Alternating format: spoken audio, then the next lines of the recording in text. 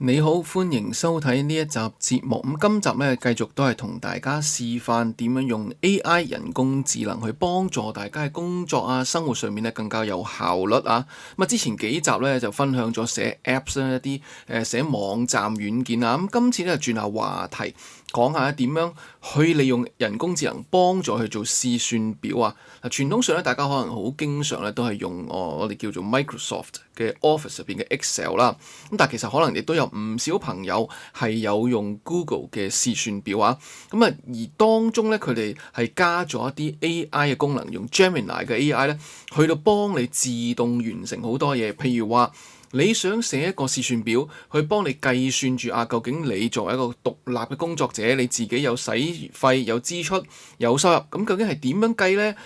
如果以前咧你可能需要識好多複雜嘅 formula，有一啲嘅公式先至可以用到呢啲功能，但係而家唔使啦。其實咧，通過 Gemini 咧可以自動幫你去寫咗呢個試算表啊。呢個咧就係其中一個咧好好用嘅功能。你完全唔需要識點樣用 Excel，唔需要識嗰啲 functions 都可以同你由冇到有，完完整整咁做一個新嘅試算表出嚟啊。呢個咧就係一路咧，其實可能大家都有用過下都唔出奇啊。今集除咗示範呢樣嘢之外咧，仲有一個新嘅功能咧係最近新加咗落去嘅。呢個咧就叫Sheets Canvas 啦，係一個最新功能嚟㗎，8月中咧先至公布嘅啫。就係咧，唔係單止一啲靜態嘅，剛才講試算表啦，直頭幫你寫個互動式嘅 dashboard，即係試算表嘅入邊一個儀表板啊，好似互動嘅 apps 咁樣，唔需要寫程式，直頭將個程式咧擺咗去你個試算表入邊啦，可以選擇啲選項咧去轉個圖像啊，轉個圖表啊，咁樣咧係非常之強大啦。譬如話咧，我呢度咧都製作咗一個咧，就係幫你去做一個計算，如果你係每個月都定額一個金額咧去買一隻股票，10年之後咧，究竟你賺咗幾多錢啊？佢有晒圖表咧，會識得自動更新啊，咁樣噶。呢啲咧係而家用 Gemini 可以幫你一行代碼、一行程式碼都唔需要寫，就可以做到一個咧好似好完整嘅一個功能嘅 app 噶嘛。今集咧下半部分同大家示範埋咧點樣去做呢樣嘢啊。如果你經常咧都有試算表嘅需要嘅時候咧，呢啲功能咧就絕對啱晒你啦。好啦，事不宜遲啦，我哋快啲講講咧點樣去用啦嚇。首先咧就係講咧就係關於試算表版嘅 Gemini 啦，即係話直頭用 Gemini 呢個 AI 咧人工智能助手去控制你個試算表，去幫你做到試算表入邊嘅嘢啊。點樣用嘅咧？首先要強調咧呢個咧係一個收費功能嚟㗎。如果你係有用Google Gemini 嘅付費版本嘅話咧，要 Pro 或者以上嘅版本咧，個人用嘅話要 Pro 或者以上咧，先至可以用到㗎。就算你用 Plus 嗰隻咧，即係平啲一隻咧，都唔得㗎。如果你撳 Plus 嗰隻咧，見唔到呢個選項㗎。但係如果你係用 Pro 咧，當你撳呢個右上角呢個 Ask Gemini 呢一個嘅好似星星咁嘅符號啦，就會見到呢一個畫面㗎。佢入邊咧就係有啲選項。呢度咧你又可以揀咧，就係 Build 同埋 Create Canvas 啊。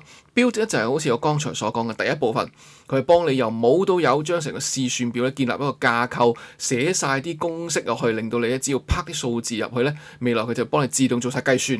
你一行嘅公式都唔需要寫，佢係有冇都有幫你寫出嚟㗎。另外下面呢個 Create Canvas 咧，就係剛才講嘅一個互動式嘅儀表板，進一步寫成變成一個 App 咁樣啊。所以如果簡單嘅概念分家啦咁講啦，第一部分咧就係做個資料庫，做個數據庫，用試算表形式去做。而第二部分嘅 Create Canvas 咧就係直頭幫你寫一個 App 出嚟去讀呢啲嘅數據，然之後用互動嘅方式展示出嚟。傳統上大家可能咧用過 Microsoft 嘅 Power BI 咧可能會用到，但係而家喺網上版呢一個嘅 Google 嘅 Sheets 咧，如果你只係用一個AI 版嘅 Pro 版咧，都已經可以用到㗎啦。點樣做咧？同大家逐個講啦。首先咧，你必須有數據先㗎嚇，因為數據係資料庫啊嘛，係個根本啊。冇數據咧，你係好知道咧揀唔到 Create Canvas。所以第一步咧，首先你要揀 Build 咁樣，然之後咧就可以輸入咧話俾佢聽，喂，我想要啲乜嘢啊咁樣。呢度咧我有個示範㗎。我直頭話俾佢聽喂，我要製作一段影片，我想示範一下咧，係點樣用 Build 呢個功能咧，去製作一個獨立工作者，即係你個體戶啦，你自己自僱人士嘅一個記帳嘅試算表。所以咧，請你寫入一啲示範嘅數據咁樣個。你留意到咧，就係雖然咧我呢一個嘅 Google Sheets 嘅界面係英文㗎但係咧我寫中文佢讀得明個噃嚇。佢完全知道我做乜嘢，佢用英文答我咧部分嘢，但係咧實際上佢用中文去寫㗎嚇。佢仲要咧俾咗成個計劃㗎嚇，成個計劃佢思考完我要嘅嘢，我一段仔嘅啫。咁佢就出咗咧成個計劃，就係話咧第一步咧要建立咧初步嘅設定同埋視覺風格，然之後咧就建立一個摘要嘅一個儀表板，即係上面呢個啦，好細好呢個好簡化版嗰個啊，唔係一陣間做互動嗰個啦。咁另外咧就係有記帳表格同埋示範數據，佢幫我寫埋示範數據落去㗎。然之後設定埋公式，確定啲公式係啱啊，所以佢要資料驗證㗎。咁啊，因為我哋人咧，大家唔知做嘢有冇試過啦，經常寫呢啲咁樣嘅試算表咧，最容易出錯嘅地方就係寫錯公式，好容易睇錯，框漏咗個格仔啊，或者咧係你又打錯咗個字啊，嗰啲符號啊咁出唔到啊咁樣。咁呢個咧因為佢係 Gemini 幫你 check 㗎嘛，咁啊肯定正確啦，係咪？另外咧就係個格式化同可用性優化，佢自動幫你寫晒出嚟㗎。呢啲步驟唔係我叫佢嘅話，佢自己諗到咧要有5大步驟咁樣。然之後咧就問我係咪 approve 係咪批准呢個計劃，咁我就好啊批准啦，咁咪去做啦。於是咧佢有咁 approve 之後咧，佢就開始做啦，咁啊逐個步驟做，結果全部打晒剔，即係話，搞掂晒啦，咁佢做完晒啦。佢就話咧係建立咗一個專業嘅試算表啦，就係非常適合用於展示嘅影片㗎。咁佢咧就喺入邊咧就 create 晒一啲製作晒一啲唔同嘅格仔，有晒唔同嘅formula 或者個公式入邊㗎。咁啊原先係一片空白，即係好似呢一個畫面咁一片空白嘅。我打完呢一句嘢之後咧，就變成呢堆嘢齊晒出嚟啦。大家係咪覺得好犀利咧？仲有晒嗰啲 formula 㗎嚇，全部咧有晒一啲嘅叫做咧。數據喺度，譬如話呢度啦，佢可以幫你咧就 sum if s， 你完全唔需要知道咩叫 sum if s 㗎嚇，咁你就可以做到。以前咧你要學下呢個叫做公式係乜嘢，先可以知道咩叫 sum if s 咁樣。而家唔需要啦，佢全部咧幫你寫好晒嚇，OK。咁啊，仲要咧有啲係有類別㗎，譬如話咧呢啲佢可以分收入同支出類別啦。你係唔需要你點樣去整一個叫下拉式選單，你平時咧你要寫嘅話要學點樣做啊嚇，咪特登咧要花時間去做下，佢唔使啦，佢幫你做晒啦。有晒呢啲咁嘅帳戶類型啊，如果你覺得唔啱，相信你可以要求佢改都得㗎嚇。咁總之咧非常之方便啊，呢個有日期跟日期排列啦。好啦，咁做完出嚟之後咧，就話俾你完成個操作啦咁樣，跟住我就話啦，喂唔得喎，你得8月，因為原先咧佢淨係俾咗咧5筆嘅數據就係咧8月份嘅啫，咁我想要6月、7月，我示範再加埋啦。於是我就要求咧，喂唔該加入更加多6月同7月嘅記錄。於是咧佢就即刻咧幫我就加埋落去啦，就加咗咧一啲數據，然之後咧仲要自動排列埋㗎、排序埋㗎嚇。咁所以咧，佢係做咗3樣嘢嘅。第一樣嘢就係填入6月嘅數據同7月數據啦。然之後咧就係要確認咧佢個格式翻個貨幣格式係一致嘅。另外就係咧要依照日期排列。咁所以咧佢本來加咗下面之後咧，佢同我自動再排列過都得㗎嚇。咁啊非常方便啦。你又係咧唔需要咧自己去做好多嘅功夫啊。即係平時你可能要半個鐘先搞掂嘅呢一個試算表，佢而家用咗幾分鐘咧就幫我寫咗出嚟啦。仲有埋啲 dummy 嘅數據，有啲叫範例嘅數據。咁如果你有真嗰啲點咧，你都係可以叫佢加落去㗎。譬如呢度啦，我就話我扮我一個使用者啦，加入一項咧8月21號嘅記錄就係話唔該你加入一個咧就係使咗10蚊去訂閱呢個彼得嘅 Patreon 啊，即係我嘅 Patreon 啦，成為付費會員咁樣。於是咧佢就喺下面多咗呢一項，呢項本身冇㗎，我就叫佢加落去，佢就加咗啦。咁所以大家諗到喎，其實佢呢個咧係變咗好似你個秘書咁啊，直頭係啊，即係話日後咧你想再加新嘅一啲叫做收入或者支出嘅話咧，你唔需要自己打落去㗎，你連呢個都慳翻，你唔需要逐行打落去。你都同佢講好似我呢度咁啦，我要加入一個，咁佢就自己幫我加入落去啦，申請到訂閱記錄啦。於是咧就係會加咗落去，而且上面嘅支出啊、嗰啲收入嗰啲全部當然都會咧更新翻啦。咁所以結果咧係非常之方便㗎，成個叫做助手啊，即係 Gemini 咧變咗你嘅試算表助手，你唔需要識寫任何嘅公式。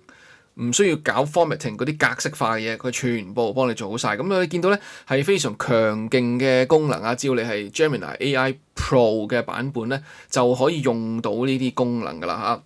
但係呢個咧只係今集想介紹嘅第一部分嘅啫。呢個咧已經做得唔錯㗎啦，有晒呢啲咁嘅試算表功能喺度，但係咧個畫面有啲寡咯，一啲即係叫做悶啦，同埋啲功能唔夠強勁。有冇啲互動功能啊？譬如話，如果想根據最近嘅數字預測下未來嘅開支同收入會唔會繼續向上升咧？你話得唔得咧？會唔會可以咧？就係有一啲叫做互動嘅圖表咧。於是咧就仲有第二部分咧，就係我哋話要做 Canva 嘅部分啦。你見到咧，當而家有數據之後咧，佢就可以有 create canvas 嘅，因為咧翻去呢度啦。如果冇數據嘅時候會點咧？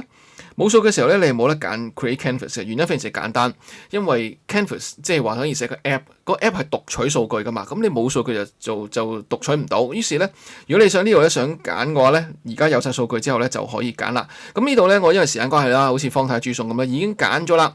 一開始咧我就係同佢講，喂，製作一個儀表板顯示最近咧3月嘅收入同支出趨勢啦，等等啊。跟住佢就話咧 ，This language isn't supported at this point 咁樣噶。原來咧佢而家咧啱啱推出啦，好似剛才所講，8月中先推出啦。呢個功能咧係未支援中文嘅，咁點算咧？嗱咁啊，其實咧冇乜大問題嘅嚇，我哋咪將佢自己自行咧轉做英文咯。咁所以咧我就將我打落去呢個提示詞咧就轉咗做英文。甚至呢個動作你都係叫 Gemini 幫你做，你另外開一個 Gemini 嘅 chat 啊，即係同佢對話咯。喂，你幫我將呢段嘢翻去做英文咁就得噶啦。跟住咧我就將呢段英文版咧就貼咗落去嘅。就喺呢度啦，你見到啦。但係你要留意就係，雖然我貼落去嘅英文版本嘅提示詞，但係因為我做出嚟嘅呢一個 app 咧係基於頭先嘅嗰個數據庫，而個數據庫係中文㗎，咁所以咧佢亦都出到一個咧就係叫做咧中文版嘅畫面。你見到呢個咧就係中文版嘅 app 啦，變成咗一個互動 app 咧，佢係直頭咧係中文版㗎嚇。咁所以咧雖然啊佢而家咧就係唔支援英文，但係唔影響大家使用啊。只要大家咧係入到去咧用翻呢個英文去指示佢咧，佢會寫到呢個成個互動 app 出嚟啦嚇。咁啊入邊咧仲咧可以有深淺色㗎，我要求佢做嘅深淺模式啊，係咪即係好似一個 app 咁啊？真係啊，呢個咧你平時咧喺 Excel 入邊或者喺 Google Sheets 入邊係做唔到㗎。佢呢個真係好似變咗一個軟件咁樣啦。咁我中意用淺色用翻淺色啦嚇。另外咧可以直接加筆新嘅記錄落去都得㗎。你可以咧唔需要翻去咧嗰個叫數據嗰部分，即係好似剛才所講啦。呢度咧係數據庫啊，而家呢部分係後台嘅，前台呢度咧就變咗有個 app 咧，你直接咧用戶面對住個 app 就得啦。尤其是咧。如果你分享埋出去咧，你可以有個 link 分享埋出去噶嘛，你係可以俾譬如公司同事啊、合作伙伴都一齊用都得噶。咁所以呢個咧可以變相咧就係做咗一個有資料庫嘅 app 啦，已經咧可以通過咧就係試算表做晒出嚟啦。咁佢有咩功能咧？呢度咧見到咧佢幫我好似我剛才所講做埋個走勢啦。譬如話根據我嘅估計，未來幾個月咧個收入同支出咧個趨勢會係點樣啊？另外咧就係支出分佈啦。咁啊佢分咗2大個叫類型啊咁樣。咁篤落去之後咧，佢會顯示咧就係咧總共有幾多消費喺呢度咧，就係淨顯示晒信用卡。咁當我揀咧唔係我揀現金嘅消費咧，佢就會顯示咗嗰3筆現金消費。你見到咧佢係一個互動 app 嚟㗎嚇。呢個咧就係你傳統上咧用一個試算表，好似呢度咁係做唔到嘅功能嚟㗎，係變成咗一個叫 Canvas 嘅功能咧，先至係可以寫到啊，非常之方便啊！你見到啦嚇。咁啊，叫做咧有好多唔同嘅互動功能啊，咁啊有晒個儀表板喺度啦，有晒互動嘅一啲叫做一啲功能喺度嚇，俾你用全部咧自動可以用到晒出嚟㗎。咁最重要就係咧你係唔需要寫任何程式啦，你唔需要識寫軟件咧，都可以讀取到啲數據庫。咁所以我覺得係一個非常之方便啦，值得同大家分享嘅一個功能啊。咁啊，如果大家咧都經常處理數據嘅，其實係可以考慮下㗎。咁啊，事實上咧。官方網站咧，佢宣布出咗呢個 Sheets Canvas 之後咧，其實都係示範咗3個啦。佢哋叫做咧使用嘅類型嘅。第一個咧，譬如話你學生哥，你係有好多功課，有好多工作要做，咁咧佢就係示範咧，就係話你可以將佢變成一個工作待辦事項嘅一個看板咁樣啦，就可以將咧唔同嘅工作類型咧，或者譬如你做啲功課咧，有啲係未開始進行中，或者完成啊嗰啲咁咧，變成咗一個儀表板。咁佢個底咧都係一個試算表，但係咧佢做咗一個互動嘅 app 啦。咁於是咧就係可以咧令到你好方便咧自製咗一個咧叫待辦事項啊，作為學生哥好多功課好多溫習要做噶嘛。完全可以做到晒啦，咁呢個佢其中一個例子啦。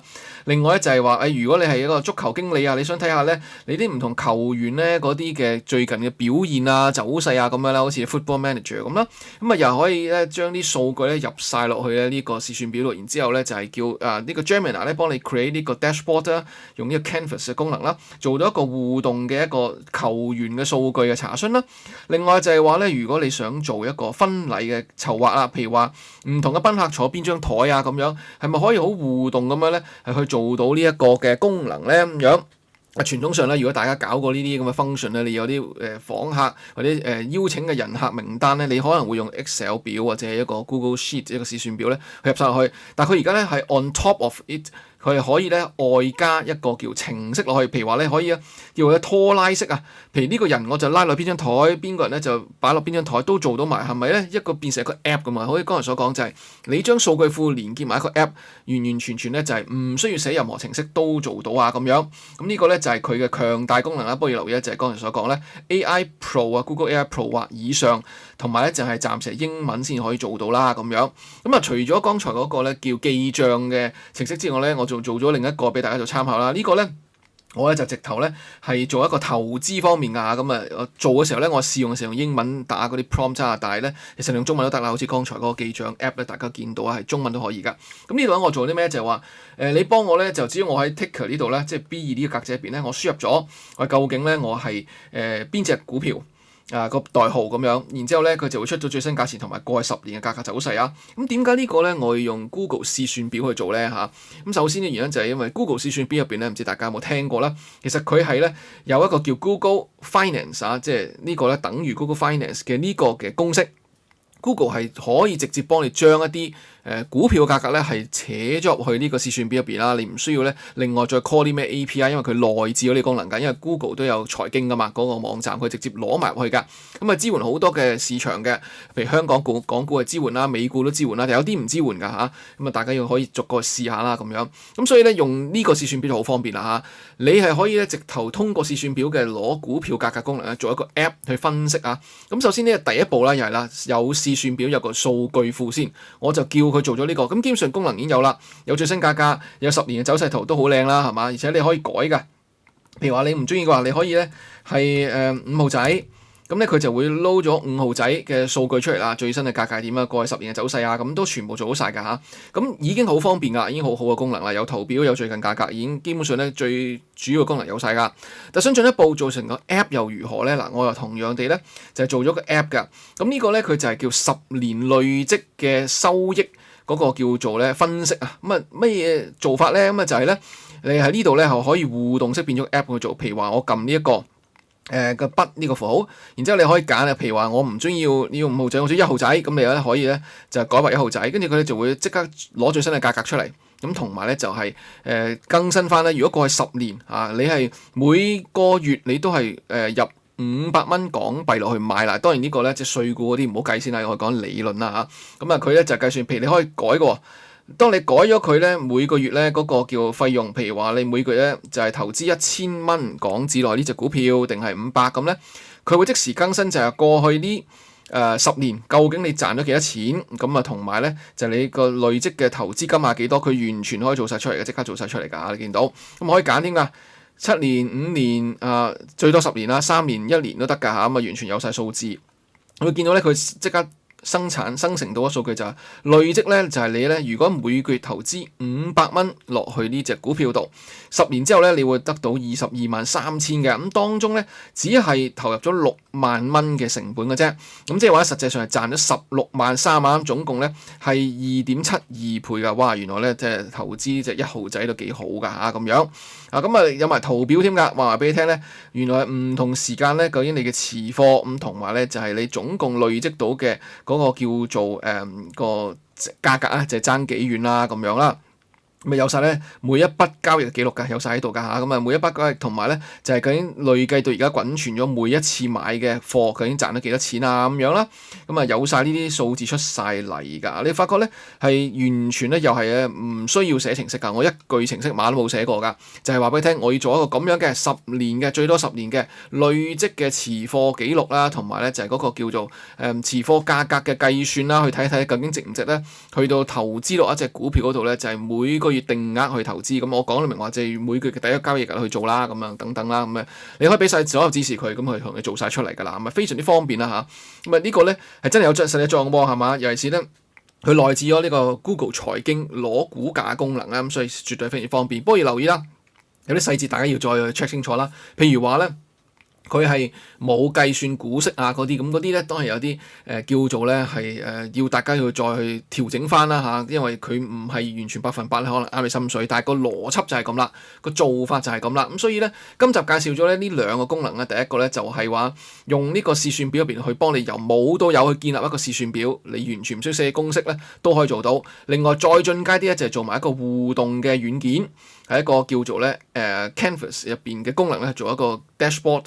一個互動嘅儀表板，一個互動嘅軟件，咁就係讀取你嗰啲數據之後咧，就係可以變成一個好似 app 咁去用啊，非常之方便啦，可以大大提升你嘅效率啦。試想下啦，剛才我做呢兩個例子，你平時可能咧係需要用10幾20分鐘先要寫到個基本版嘅試算表，仲可能出錯喎。嗰啲格式可能有錯，嗰條 formula 可能有錯，但係而家咧係由 Gemini 呢個人工智能咧係幫你去完成啊，所以咧絕對可以放心咧，入邊咧應該唔會犯啲咩大錯誤啦嚇。呢個咧就係今集同大家分享啊！咁我呢個頻道咧，其實就係會同大家分享好多用人工智能咧係去改善大家生活啦、提升效率嘅一啲小貼士啦、一啲示範啦咁樣。咁除咗咧就係教大家或者示範俾大家睇點樣寫一啲 Apps 啦嚇，咁我陸續都會有更多嘅影片啦，亦都有啲日常生活嘅用具或者工具啦。譬如話呢啲試算表啦，點樣可以用佢咧係去到幫你去處理呢啲功能啦。另外揾資料啊、製作報告等等咧，陸續咧會有更加多唔同嘅影片咧，同大家分享一啲點樣用唔同嘅 AI 系統咧。Google 會介紹啦，會介紹 ChatGPT，會介紹 Claude，其他好多唔同嘅品牌都會同大家分享啊。如果你關注 AI 點樣去幫助你嘅生活、幫助你工作、提升效率嘅，記得咧要訂閱我呢個頻道啦。今集講到呢個為止，多謝晒你。我哋下次咧會再睇過一啲其他 AI 嘅好用功能啊。我哋下次再傾過，拜拜。